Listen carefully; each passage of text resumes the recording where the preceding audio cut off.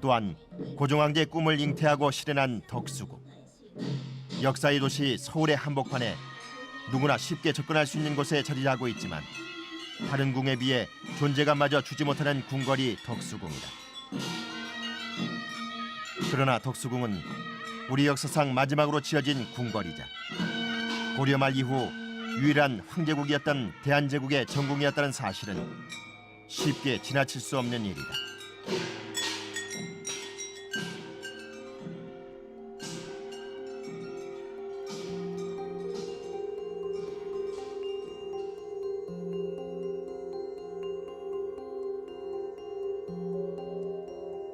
덕수궁 한켠에 세워진 세종대왕 동상. 고종 황제의 동상이라도 있을 법한 자리에 세종대왕 동상은 어떤 이유에서 세워진 것일까? 세종대왕은 뭐 여기 사신 일도 없고 여기 덕수궁 안에다 여기서 세운다는 건 조금 좀 이상하죠. 1966년 애국선열 조상건립위원회 사업으로 만들어진 세종대왕 동상. 이것을 만든 조각가 김경승은 당시 동상 제작의 최고 권위자로 평가받았다. 그러나 그는 일제강점기, 일제지배를 미화하고 일제 침략을 독려하는 등 친일 행위로 친일 인명사전에 등재된 인물이다. 친일파에 의해 만들어진 동상이 일제에 의해 나라를 빼앗긴 대한제국 전궁 앞마당에 세워져 있는 것이다. 친일파에 의해 나라를 빼앗긴 것도 모자란 것일까? 아니면 망국의 황제에겐 아직도 모진 시련이 남아있는 것일까? 여기가 고종 황제의 어떤 궁이었다는 거, 우리 역사적 의의가 무엇이었는지 뭐 그런 것들을 하나도 느끼지를 못하고 그냥 다 가버리는 그런 것들이 굉장히 가슴 아파요. 실질적으로 여기서 어떤 역사적인 향기를 좀 느껴본다든지 해야 되는데 선생님들 학생을 데리고 와서 그런 걸 하나도 느끼지 못하고 그냥 다 가버리거든요. 진짜 그 가슴 아픈 교육 현장이에요. 덕수궁은 임진왜란과 격변했던 대한제국 시대의 시련을 극복하고 오늘에 이르기까지 고종 황제의 큰 꿈이 잉태된 곳으로 덕수궁의 역사를 복원하는 것은 파란만장한 근현대사를 재현해내는 작업이 될 것이다. 황천상제께 황제국의 꿈과 이상을 고하고 그 꿈을 대한제국으로 풀어나가길 기원했던 환구단. 그러나 환구단도 대한제국이 역사의 뒤편으로 사라지면서 일본에 의해 철저히 파괴되고 만다.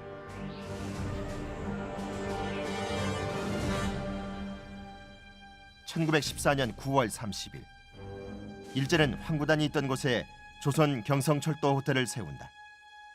황제국으로 격상된 대한제국의 상징적 건축물이었던 환구단이 일본 식민 지배의 상징물에게 자리를 내주고 헐리게 된 것이다.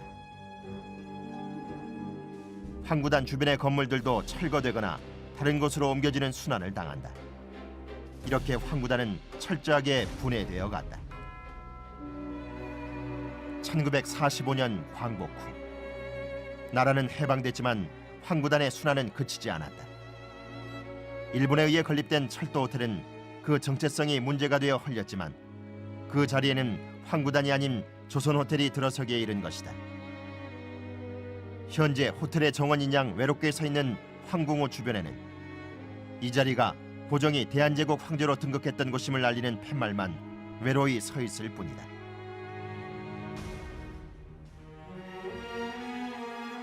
그러나 대한제국을 찾았던 서양인들에게 비친 고종 황제는 우리가 아는 모습과 전혀 다른 모습이었다. 고종의 키는 5피트 3이나 4인치 정도에 불과하다. 그는 대단히 부지런해 모든 것을 세밀히 검토하는 성격의 인물이다. 나는 마음속으로는 그가 애국적인 군주라고 믿는다.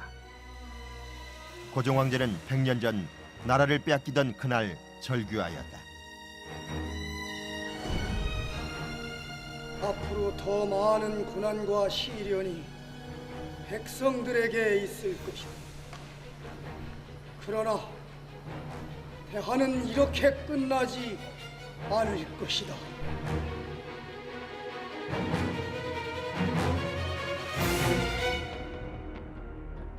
고종 황제가 외쳤던 그 절규처럼 대한은 지금 찬란한 역사와 문화를 바탕으로 무한한 가능성의 나라로 성장하고 있다.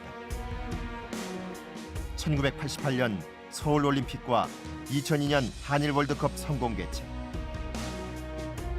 6.25의 폐허를 딛고 세계에서 가장 가난한 나라에서 경제 규모 세계 10위의 IT 강국으로 부상. 2009년 11월 세계 최초로 원조 수혜국에서 OECD 원조 공여국 자격 획득. 2010년 11월 세계 G20 정상회의 서울 개최에 이르기까지 고종 황제의 원대한 꿈은 대한 사람의 가슴에 뜨거운 눈물과 벅찬 감동으로 이어지고 있다. 113년 전 대한제국을 선포하던 날 고종 황제가 이루고자 했던 꿈이 지금 우리의 모습은 아니었을까. 일제치하 삼천리 금수강산을 모두 빼앗겼던 한민족. 그러나 일제는 고종 황제의 원대한 꿈이 서린 경운궁 앞 대한의 광장은 빼앗지 못했다. 그리고 대한의 후는 어떤 시련에도 굴하지 않고 끊임없이 되살아났다.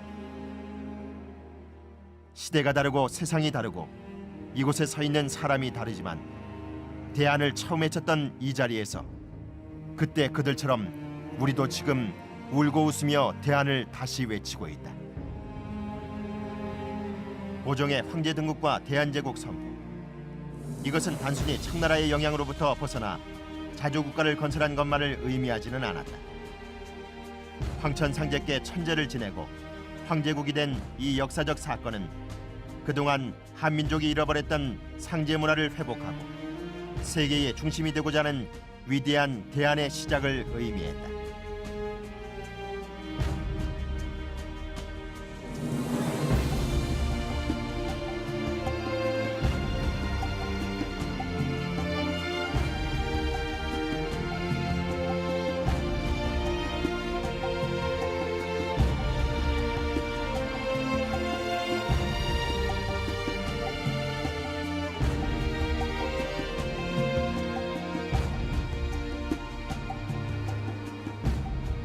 나는 역사에 기록될 가장 중요한 일을 증언한다. 고종 황제는 일본에 항복한 적이 결코 없다. 신성한 국채를 더럽힌 적도 결코 없다. 휜 적은 있으나 결코 굴복하지 않았다. 생명의 위협을 무릅쓰고 나는 한국인에게 고한다. 황제가 보인 불멸의 충의를 영원히 간직하라.